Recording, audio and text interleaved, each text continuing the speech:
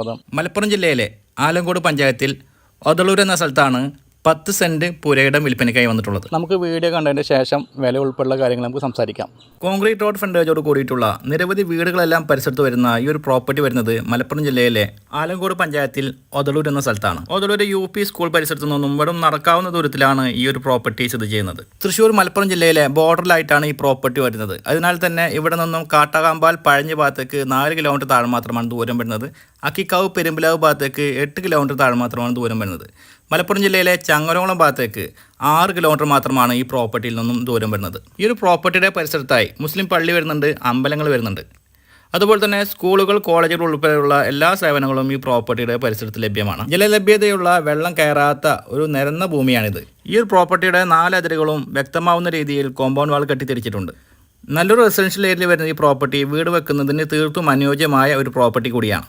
വീട്